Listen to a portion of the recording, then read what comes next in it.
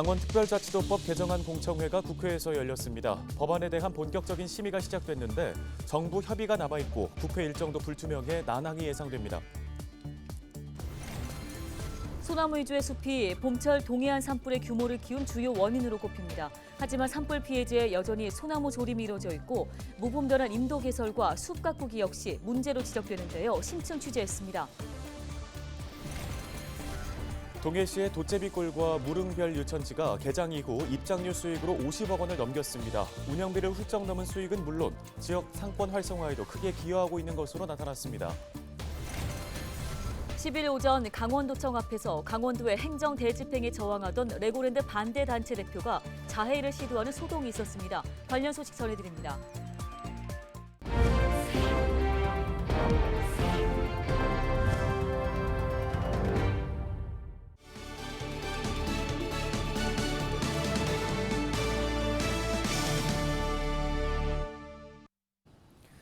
여러분 안녕하십니까? 헬로티비 뉴스입니다.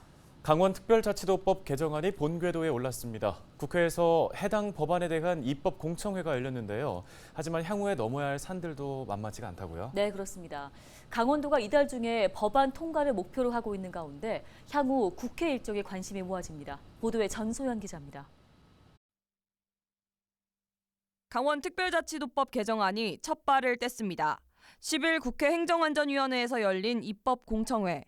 금창호 한국지방행정연구원 석자연구위원 등 강원도가 추천한 2명의 진술인들이 참석해 행안위 소속 국회의원들을 상대로 특별자치도법 개정안의 당위성을 알렸습니다. 이날 행안위 소속 의원들은 강원도에 이양하는 권한이 너무 많은 것 아니냐며 타 시도와의 형평성 등을 문제 삼은 것으로 알려졌습니다. 4개 분야에 대폭적인 규제 완화 들어가 있잖아요. 그렇게 많은 규제 완화가 필요하냐라는 쪽에 이제 의견이신 것 같아요. 다만 한기호 국회의원이 국방 분야와 관련해 정부와 강원도가 합의한 또 다른 특별자치도법 개정안을 발의하는 등 최근 강원도와 정부 부처 간 협의가 이뤄지고 있는 점은 긍정적입니다. 실제로 국회 심의 과정에서 민주당 소속 허영 의원이 최초 발의한 특별자치도법 개정안과 국민의힘 소속 한기호 의원이 발의한 개정안은 하나로 합쳐질 가능성이 높습니다. 향후 행안위 법안 소위를 비롯해 법제사법위원회와 국회 본회의 등을 통과하기 위해선 강원도와 정부 사이에 이견이 없다는 합의안이 필요하기 때문입니다. 특별자치도법 개정안에 대한 정부 합의가 우선인 이유입니다. 강원도는 행안위 법안 소위 전까지 정부와의 협의를 마치겠다는 계획입니다. 남은 관건은 국회 일정입니다. 강원도는 5월 내 특별자치도법 법안 통과를 목표로 하고 있습니다. 하지만 당초 예상보다 공청회가 늦게 열리면서 이제 남은 시간은 20일에 불과합니다. 행안위와 법제사법위원회 그리고 국회 본회의까지 통과돼야 5월 내 입법이 가능한데 최근 어수선한 여야 관계가 변수입니다. 당장 특별자치도법 개정안을 오는 16일 행안위 전체 회의에 상정하겠다는 계획도 어려워졌습니다. 지금 이제 본회의 일정이 잡히질 않는 겁니다. 아직까지 이제 그 일정은 양당 간의 간사 간 협의가 진행되지 않은 일정입니다. 특별자치도 출범을 손꼽아 기다리고 있는 강원도도 답답하기는 마찬가지입니다. 국회 일정이라는 게 언제나 바뀔 수 있는 거였잖아요. 그래서 사실 우리의 희망상을 담아서 로드맵을 말씀드린 거고. 국회 입법의 첫 단추를 꿰는 강원 특별자치도법 개정안. 하지만 5월 내 국회 통과 여부는 쉽게 장담할 수 없을 것으로 보입니다. 헬로티비 뉴스 전소연입니다. 다음 소식입니다. 대형 산불의 피해 복구를 놓고 인공조림과 자연봉원에 대한 논란, 저희 헬로티비 뉴스에서 보도해드렸는데요. 하지만 문제는 이뿐만이 아니었습니다. 네, 소나무 위주의 복원에다 작업 과정에서 이루어지는 무분별한 임도 개설과 숲 가꾸기 역시 도마 위에 올랐습니다. 최성식 기자입니다.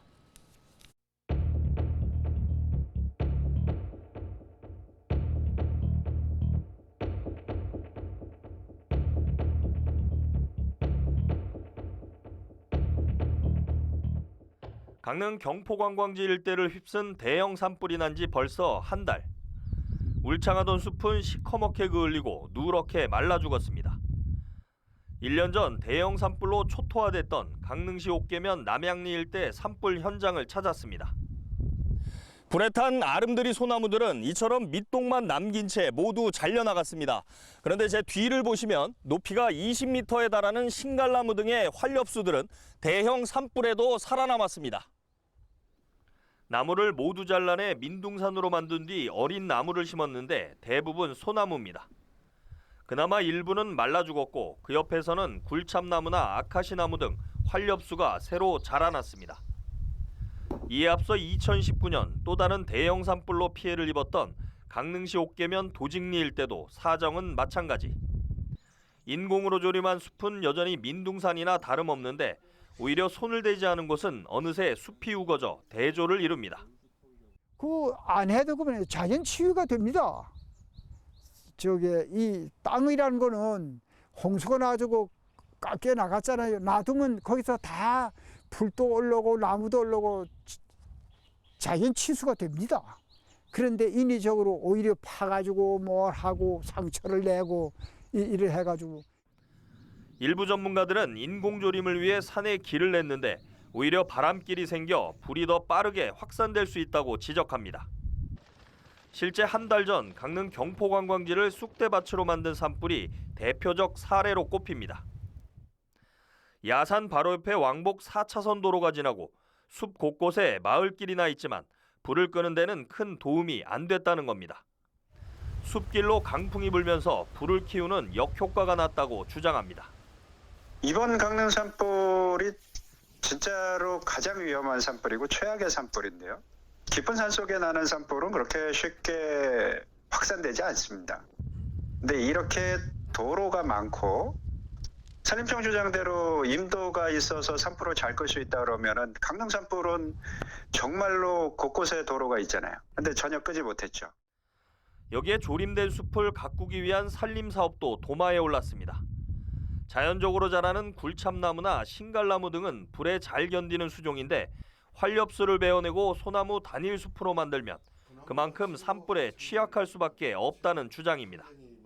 그런 수종 선택도 상당히 애로사항이 많습니다. 산주들은 요구하는 건 소나무인데 또 전문가들은 알다시피 산불이 났을 때 그 산림 피해라든가 이런 걸 봐서는 또 소나무를 지양해야 되겠다는 의견도 많고 강릉 지방에 맞는 특히 경포 지방의 생존율이 좋은 이런 수목을 선택해서 조림을 할 계획입니다. 2000년 강릉시 사천면 일대 산림 1440헥타르를 태운 대형 산불 이후 강릉 지역에서만 100헥타르 이상 피해를 낸 산불이 무려 6차례나 발생했습니다. 헬로티비 뉴스 최성식입니다. 10일 오전 강원도청 앞에서 강원도의 행정 대집행에 저항하던 레고랜드 반대단체의 대표가 자해를 시도하는 소동이 벌어졌습니다.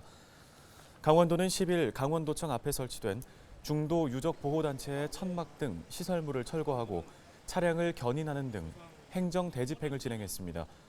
이 과정에서 철거에 반대하는 유적 보호단체 소속 50대 남성 A씨가 흉기로 자해를 시도해 병원으로 옮겨졌습니다. A씨는 생명에는 지장이 없는 것으로 전해졌습니다. 중도 유적 지킴본부 등 레고랜드 사업을 반대해온 시민단체들은 지난 2월부터 도청 정문 앞에 천막 등을 설치하고 90일간 농성을 벌여왔는데요. 강원도는 관련법에 따라 원상복구 명령과 자진 철거 요청에 이어 행정 대집행을 진행한 것이라고 밝혔습니다. 10일 오전 0시 기준 전국 코로나19 확진자 수는 23,521명으로 1월 28일 이후 가장 많은 일일 확진자 수를 기록했습니다. 지역별로는 경기 6,700여 명, 서울 5,600여 명, 인천 1,300여 명 등의 순서로 확진자가 발생했고 강원은 전날보다 201명 증가한 730명이 확진됐습니다. 한편 세계보건기구는 지난 5일 코로나19에 대한 국제적 공중보건 비상사태를 해제한 바 있습니다.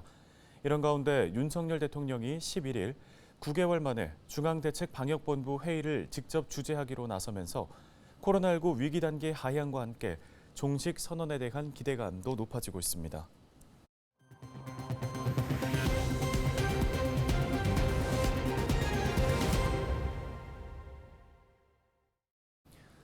강원도 내 지자체들이 관광 인프라 조성에 열을 올리고 있습니다. 굴뚝 없는 산업이라 불리는 관광산업 활성화를 위한 투자가 이어지고 있는 건데요. 네, 많은 예산이 투자되는 만큼 수익이나 경제 여파는 크지 않다는 지적도 이어집니다.